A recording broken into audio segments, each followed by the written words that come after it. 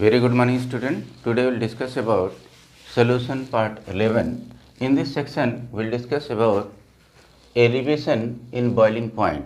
Elevation in boiling point, which is a type of colligative property. So detail about this colligative property we will discuss in this section of today's lecture.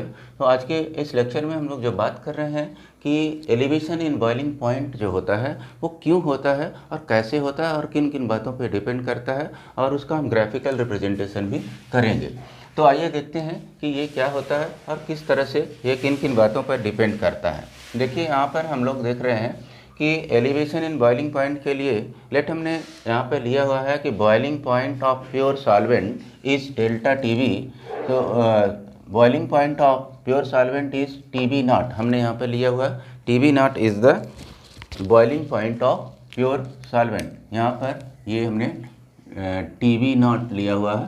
तो उसके बाद TB हमने लिया हुआ TB is the boiling point of the solution. जब solvent हमारा अकेले होता है तो उसका जो बॉइलिंग पॉइंट होता है वो क्या होता है, टीबी नॉट होता है। लेकिन जब हम उसमें कोई component as a solute dissolve कर देते हैं तो उसका बॉइलिंग पॉइंट थोड़ा सा इंक्रीज कर जाता है, जिसको हम यहाँ पर देखते हैं टीबी के फॉर्म में हमने मान लिया।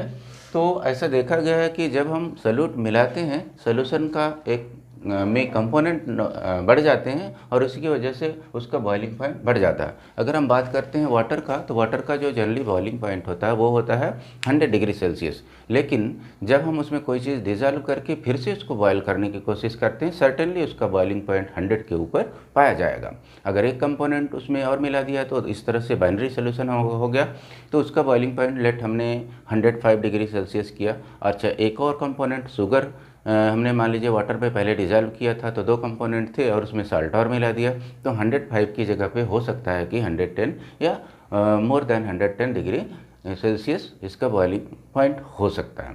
तो इस तरह से हमने यहाँ पे ऑब्जर्व किया, एक्सपेरिमेंटली ये ऑब्जर्व किया गया है कि जैसे जैसे हम नंबर ऑफ कंपोनेंट बढ़ाते जाते हैं वैसे वैसे बॉइलिंग पॉइंट भी क्या होता है, रीच करता जाता है। तो इसी को हम बोलते हैं एलिवेशन इन बॉइलिंग पॉइंट। और देखा गया है कि देखो, अगर हमने यहाँ पर लिया हुआ टीबी नॉट जो बॉइलिंग पॉइंट हमारा प्योर सॉल्वेंट का है और टीबी सोल्यूशन का बॉइलिंग पॉइंट है, तो ऐसे में ये देखा गया है कि TB is greater than TB naught, क्योंकि टीबी सोल्यूशन का है तो वो निश्चित रूप से ज़्यादा होगा।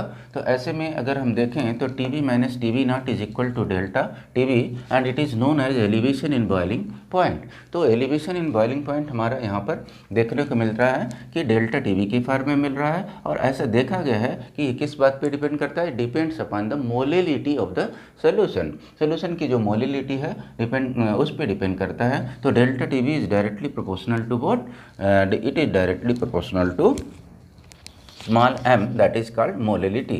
ना अगर हम इसको कोरिलेट करने की कोशिश करते हैं आगे, तो यहाँ पर प्रोपोर्शनलिटी साइन को हटाते हैं और एक कांस्टेंट यूज करते हैं, और ये कांस्टेंट हमारा kb से डिनोट किया जा रहा है। kb is the elevation in, ये जो elevation molal elevation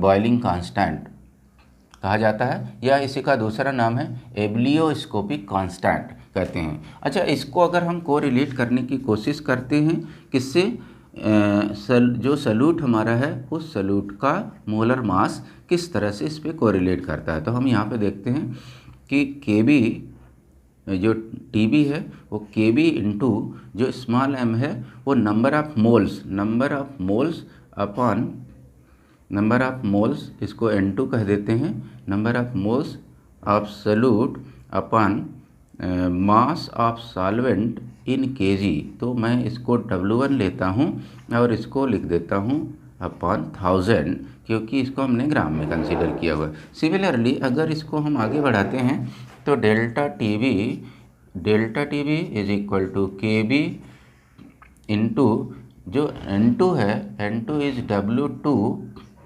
upon M2 होता है, given mass of solute upon molar mass, and this is W1 upon 1000।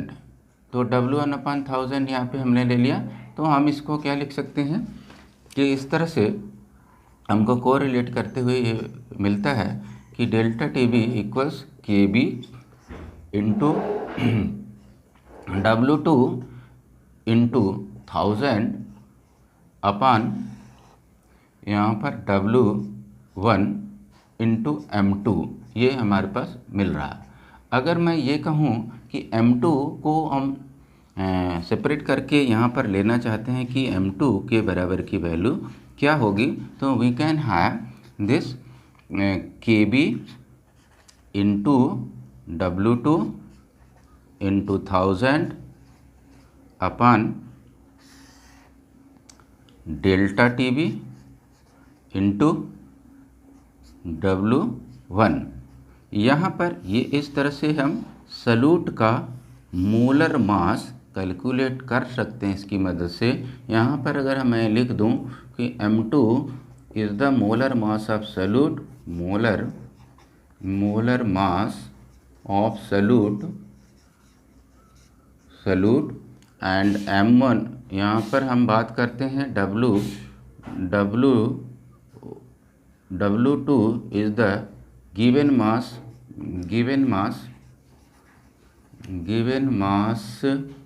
of solute। Similarly given mass of solute ये हमारा हो गया। एंड अगर मैं यहाँ ये कहूँ कि जो हमारे पास W1 है वो क्या है, मास ऑफ सॉल्वेंट इन ग्राम, इसीलिए हम इसको केजी में करने के लिए 1000 से डिवाइड करते हैं।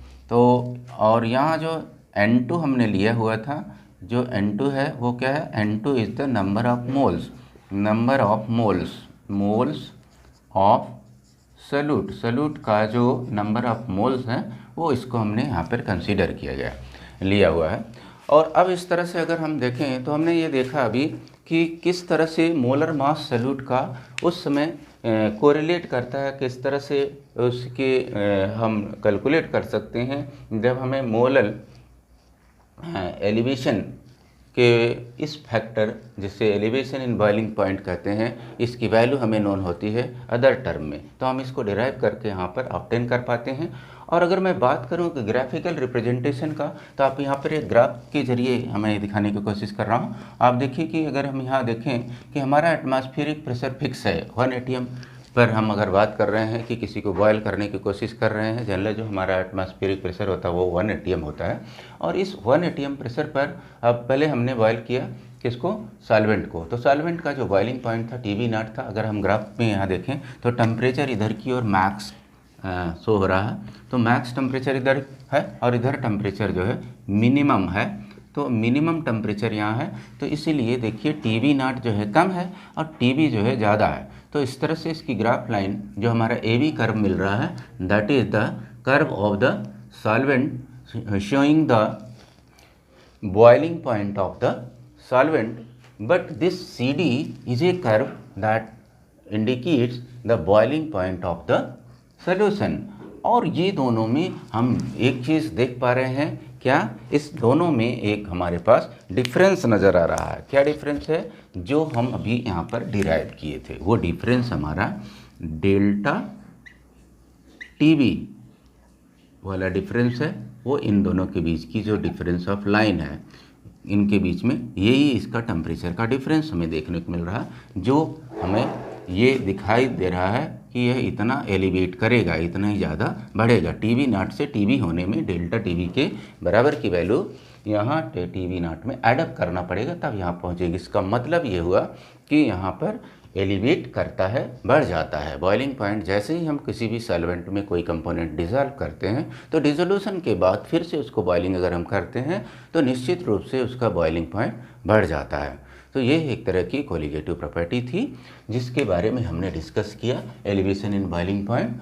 और यहाँ पर हमने ये देखा कि इस तरह से इसका जो सल्यूट है उसका मोलर मास किस तरह से कोरिलेट करता है एलिवेशन इन बॉइलिंग पॉइंट में। तो आज के लिए इतना ही, नेक्स्ट क्लास में कुछ और नई चीज़ें सीखेंगे।